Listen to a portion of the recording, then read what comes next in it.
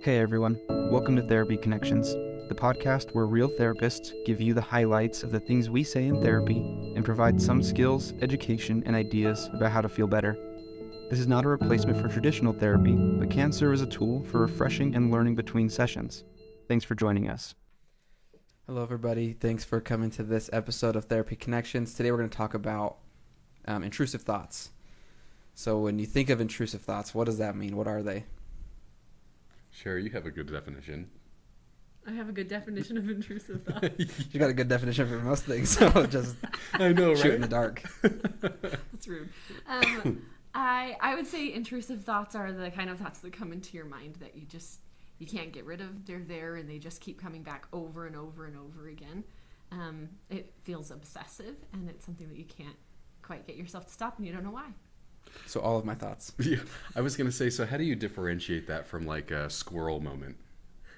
Right? Because I have a lot of squirrel moments, but I don't know that they're intrusive thoughts. I think that's just me. Well, but if it just keeps coming back. Like the same thought? To the same thought. The same Yeah, I think thought that's that repeated. obsessive piece. Right, a squirrel thought is fleeting. Okay. Right, we put something new and shiny in front of you and you go for that. But an intrusive thought just keeps coming back to the same thing over and over and over again. Okay. Can an intrusive thought be something that's fun or like a comfortable thought? Because in our world, like we mostly see when those intrusive thoughts feel overwhelming, right? Mm-hmm. Yeah, that's a good question because my wife would be the first to attest that, like, you give me like 2 weeks and I'll think of a new hobby or a new item that I need to like, it's going to be my new thing. I'm going to become an artist. I'm going to learn an instrument, whatever it is. I'm going to gain some new hobby and I fixate on it like super bad. Would that be an intrusive thought? Because I really get excited about them. Well, I'm just sitting here thinking about how many people during this last weekend that I talked to that found themselves standing in a line to get the new Zelda video game. I got it digitally. Right? Yeah. See? Right? Yeah. No standing in line Yeah, for no, you. not for me. Right? But like, I can imagine if you're like waiting for a new video game release or something. Yeah, so I mean, really, I guess intrusive thoughts could be positive too, but I guess the reason that we end up talking about them is because sometimes they're negative and unwanted. I don't know that you actually don't want all those thoughts about Zelda. Quite welcome. You know, I think about, I know in a previous episode you guys made fun of me for reading the DSM, but that's one of my favorite things to share with people. I thought you were going to say it's one of your favorite things to read. Yikes. One of my favorite things to share with people when they're in my office talking about anxiety, feeling like I'm going crazy or something, is that by definition you're not going crazy. By definition you have anxiety because it's intrusive, but it's also unwanted, right? So if a Zelda video game thought is very welcome, that's probably not an anxious thought. So when it like shifts to that unwanted realm and stays there, that's probably a good candidate for intrusive thoughts. Good thing you've read the DSM so you can figure out where the line is for when it's a problem. Yeah. So unwanted is when it becomes a problem, right? Because I guess if it's a welcome thought, like you're thinking about a video game or whatever it is you like, you probably don't mind having those thoughts. So when you get an unwanted thought and you fixate on it and you ruminate on it, you can't get out of your head, what do you do? That's a good question. What do you do, Josh? Well, I actually have been trying this new technique that I learned and then added to when I did a training recently on obsessive thinking. I like to ask people to take whatever thought feels stressful to them and to write it down. And writing it down can feel stressful. And then I have them write it again. And then I have them write it again. And I'll give them the 0 to 10, asking them how stressful it feels. And then I'll have them take a deep breath and write it again. And then I'll have them write it with their non-dominant hand. In fact, when I did it this morning, my client started laughing when they started using their left hand. And so what you do is, as they write it, you just watch that stress level come down. So that's one technique that I've been doing lately with clients that I've found beneficial. And then the addition that I did to it was I had them tear off the sheet of paper, crumple it up, and throw it in my trash can. Mm-hmm. And then I dig it out and throw it back at them. Because that's kind of what the intrusive thought is, right? Like it just keeps coming back. Yeah. and then I have them throw it away, and then I throw it back. And so I repeat this 5 or 6 times until I don't know if they just get worn out with me, or but their anxiety does start to decrease with the thought. Because I'm finding, I don't know that it's the thought that's so stressful as much as I can't get it out of my head that feels stressful. And the emotion attached to it, right? I think that Mm-hmm. this is one of the things that CBT really teaches us, is that thoughts are just thoughts. And even if it keeps coming back over and over again, it's still just a thought. And so if there is a way to start seeing it as just words, something you can write with your right hand or your left hand, I think that can bring down some of the intensity, right? Mm-hmm.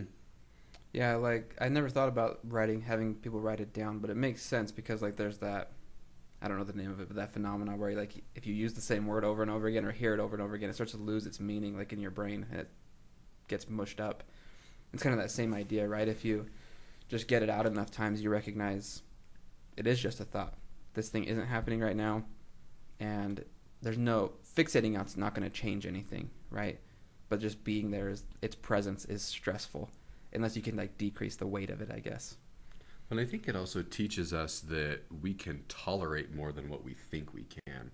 Sometimes the thought feels like it's too much to bear, but by exposing ourselves to it, we actually build a tolerance or a resistance to it feeling overwhelming. Yeah, I think a lot of times when I notice this in myself, but also when I talk to clients, I'll ask them like, when do you have this thought? When does it come, right? And most people say it's either like late at night when they're laying in bed and their mind starts racing and it gets fixated on something, or like first thing in the morning. It's the first thing they would think about when they wake up, and then it's like stuck in their head. And usually, if it's a nighttime one, by the time you wake up, it's not such a big deal anymore, right? And vice versa, if it's a morning one, usually by the end of the day, it's not so bad either. And so I try to help people bring back to that moment, like, okay, yeah, you have this thought at night, but just think about tomorrow morning, right? Because every morning, you're fine. Or if it happens in the morning, right, think about later in the day. Because by the end of the day, usually you don't care, and this thing is not even bothering you. So doing some resourcing with, like, times when it's not so, maybe still intrusive, but not to a point where it's stressful. Do you guys have anything specific that you do? Like, I'm not suggesting that writing it down and throwing it in the trash can and then throwing it back at my client is the best practice, but Or doing it to yourself. or doing it to like throw it back at yourself. But do you guys have interventions that you do? I actually like exactly what you're saying, because when we have an intrusive thought, a negative intrusive thought, the thing we want to do is run away from it. Like, how do I just make it stop? How do I get away from it? And instead, it's kind of, it's exactly the opposite of what you feel like you should do, but running toward it a little bit, looking at it and being like, oh, yeah, exactly. It is here, and it's not quite as serious as I've been making it out to be. And so I like that idea of just leaning into the thought, recognizing it, looking at the words, saying it over, and helping it to lose some of that like emotional intensity that it carries and some of that urge to avoid that we feel. I like that idea. Yeah. Maybe I'm the new idea guy. No, Josh, you're the face. There's no role swapping. It's too late now. I think another thing I try to do with people is find like the root of that intrusive thought, and kind of going back to some stuff we've talked about before. Is it intrusive and unwanted because it's something you're personalizing, like we talked about, right? Is it so big and stressful because it's something you're making big and stressful about yourself when it doesn't need to be, right? Or is it maybe it's like a upcoming event or an upcoming situation that's making you really anxious? What's the root of that? And maybe we can address it from there, right? If it's a upcoming trip where you're stressed that something bad will happen, okay, well, let's talk about your trip and let's make a plan and do these things and go towards it, right? Let's talk about that thing that's making you anxious and make a plan and address it that way. And hopefully that makes the thought less intrusive or less unwanted, even if you feel a little bit comfortable with what you're going to do with it. Right, because the worst thing you can do with an intrusive thought or feelings of anxiety is try to avoid. Right, that's what's going to make it worse. Yeah.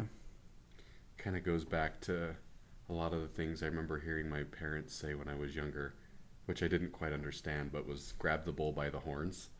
I don't know if that's an expression y'all are familiar with. Y'all, like I'm from the South. I have heard that one, even though most of your expressions are significantly older than I am. But the idea is if you're going to be stuck in a room with a bull, if you run from it, the likelihood of being gored is pretty high. But if at least you hold the horns, you can kind of shift yourself as the bull attempts to gore you, right? And so you won't get gored. You'll probably still get hurt. But anyway, not that I've never thought that deep into the expression. I hadn't either until I got like older. the logic of it. We were lucky you had even heard it, let's be honest. That's fair.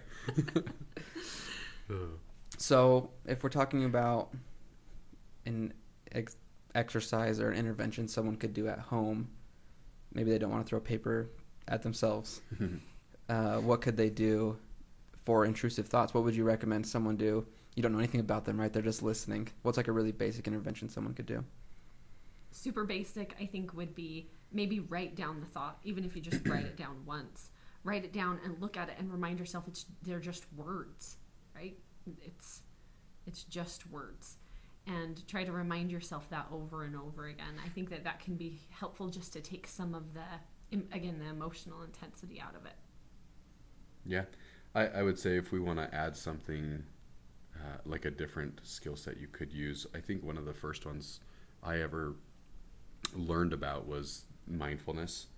And the image or the guided imagery was the river, and just notice the thoughts being in the river as they passed.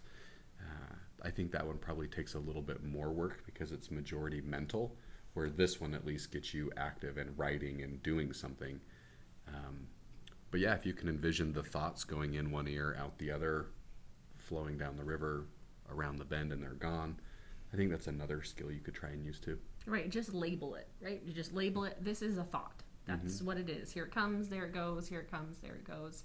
It's just a thought, it's just words.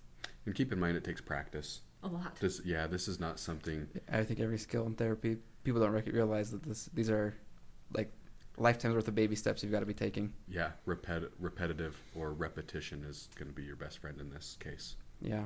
Well, I like that it gives a couple options, right, for someone who maybe is more in their head versus someone who would like to write it down. And I always try to remind people from like that CBT perspective, your thoughts only have whatever power you give them. Otherwise they're just words, like you said. So hopefully something helpful was shared today that you feel like you can use in your own life. Thanks for joining us on this episode, and we'll see you on the next one. Thanks. See ya. Hey, Jaden here. Thanks for joining us today. We hope you found something useful in today's episode. If you did, and you want to keep up on the content we're going to be making, please subscribe, follow, or leave us a positive review. It helps us a lot. Again, thank you for being here, and we'll see you next time.